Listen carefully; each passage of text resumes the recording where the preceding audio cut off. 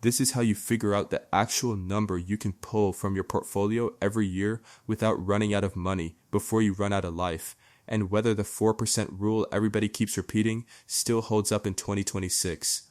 That number is the difference between retiring for real and retiring back into a part-time job at 68 because you did the math wrong at 45. I've built a portfolio from basically nothing to 6 figures, then watched it cross into 7 figures, and the entire time the question that actually kept me up at night wasn't how do I get the number, it was once I have the number, how much can I actually spend from it without wrecking myself? That's a completely different problem, and almost nobody talks about it with any real specificity.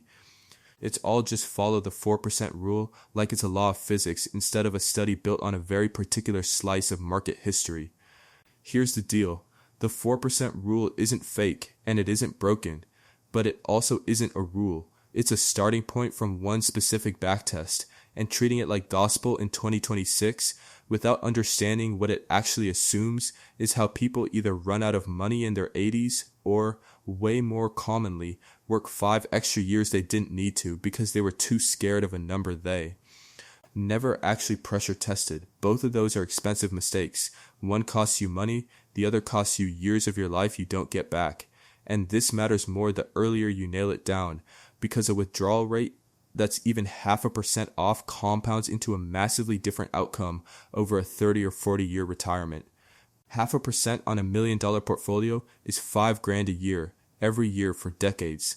I don't care if you've got $40,000 saved and you're nowhere close yet, or you're sitting on $900,000 and thinking about pulling the plug next year. This applies to you exactly the same, because the earlier you understand how this number actually works, the better every decision you make between now and retirement gets. 6 steps to figure out your real number in 2026. No fluff, no it depends hand-waving that tells you nothing useful. Before we get into it, comment your current safe withdrawal rate assumption, whatever you're currently planning around, even if it's just, I don't actually know, I've just heard 4%. No right or wrong answer here. Be honest, because most people, including past me, were just repeating a number they heard on a podcast without ever running it against their own situation. Step 1. Actually understand where the 4% number came from, because almost nobody does. It's from a study in the 90s that looked at rolling 30-year periods of U.S.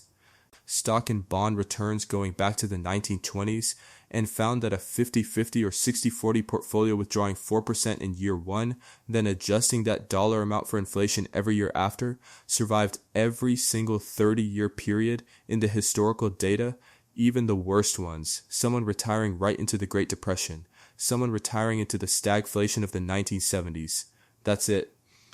That's the whole finding. It was never you can spend 4% forever.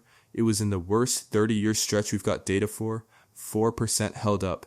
Different starting decade, different portfolio mix, different time horizon, and you're running a different test entirely. Step 2.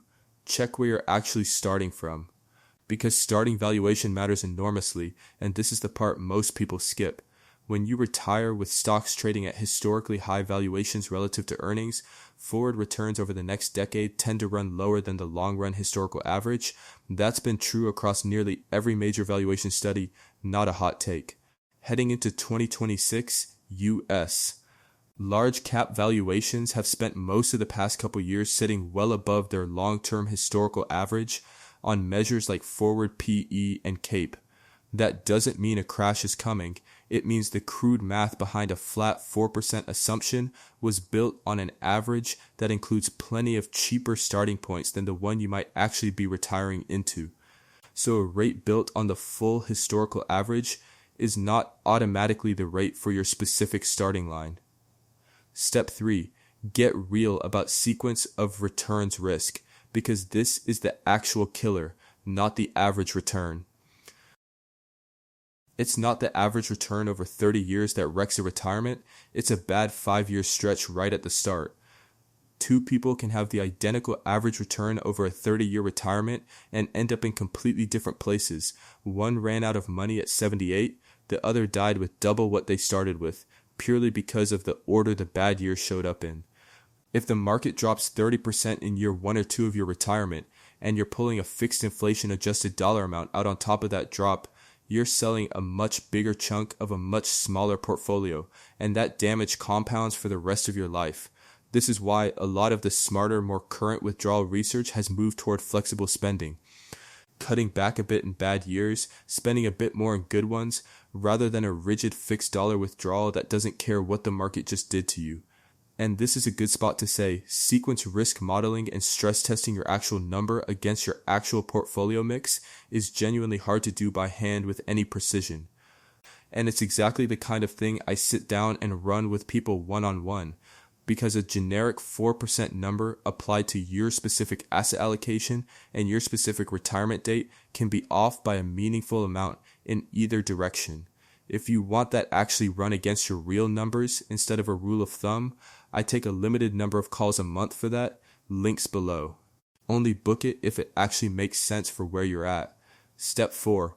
Build in guardrails instead of a fixed number, because this is where the research has actually moved since the original study. A guardrails approach means you pick a starting rate, but you also set rules for adjusting it. If your portfolio grows well beyond plan, you give yourself a raise. If it falls below a certain threshold, you cut spending by a set percentage for a year or two until it recovers. That flexibility alone lets a lot of retirees start closer to 5% instead of 4%, because they're not locked into spending the same inflation-adjusted dollar amount straight through a market crash. They're allowed to react like an actual human being managing an actual portfolio instead of a spreadsheet running on autopilot for 30 years. Step 5. Factor in that your spending isn't actually flat for 30 straight years, which the original 4% model assumes, and which is just not how real retirements work. Spending in early retirement tends to run higher. Travel, hobbies, the stuff you finally have time for, then flattens or even drops through your 70s, then can spike again late in life with healthcare costs. A flat inflation-adjusted number the whole way through overstates what you need in the middle years and can understate what you need at the end. Mapping your withdrawal rate to a rough go-go, slow-go, no-go spending curve instead of a flat line is a more honest match to how money actually gets spent in retirement, and it changes what safe even means for your specific plan. Step 6, and don't skip this one, run your own number instead of borrowing someone else's. Your safe withdrawal rate depends on your specific stock to bond mix, your time horizon. A 45-year-old retiring early needs a very different number than a 68-year-old with Social Security kicking in soon, your flexibility to cut spending in a bad year, and whether you've got other income streams like rental property or a pension backing you up. A rigid 30-year retiree with zero other income and zero spending flexibility should probably be more conservative than 4%. Someone retiring with a paid-off house, a small pension, and genuine willingness to cut back in a downturn can often run meaningfully higher. There is no single number that's right for everybody, and anyone telling you there hasn't actually looked at your situation. Now, a real dismissal here, because there's a version of this conversation that gets pushed hard online and it's not helpful. There's a whole corner of the internet that'll tell you 4% is outdated fear-mongering and you should just retire on 6 or 7% because the market always comes back. That's not analysis. That's wishful thinking wearing a confident tone. Yes, the market has always come back historically, but eventually doesn't help you if you're 74 and out of money in year 22 of a 30-year retirement. On the other side, there's an equally unhelpful crowd that says 4% is dangerously high now and you need 2.5 or 3% to be safe, which for most people just means working an extra decade they didn't actually need to work. Both of those are people selling you certainty on a question that doesn't have a single fixed answer. The honest answer is somewhere in the middle. And it's specific to your situation, not a headline. And here's the hardest part, and it's not a spreadsheet problem, it's a psychological one.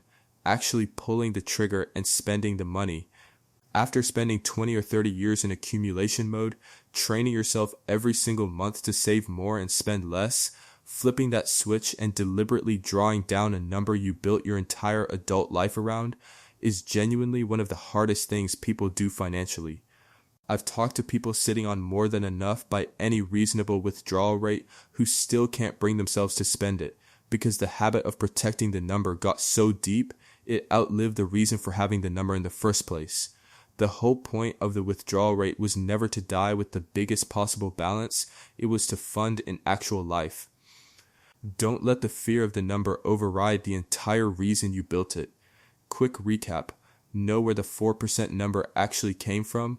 Check your starting valuation instead of assuming the long-run average applies to you. Respect sequence of returns risk over average returns. Build in guardrails instead of a rigid fixed number. Match your spending curve to how retirement actually plays out instead of a flat line, and run your own specific number instead of borrowing a headline. Zoom out for a second.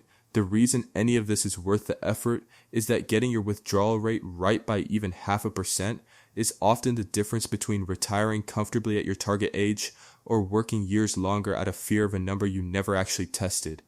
A portfolio that's actually stress tested against your real spending, real time horizon.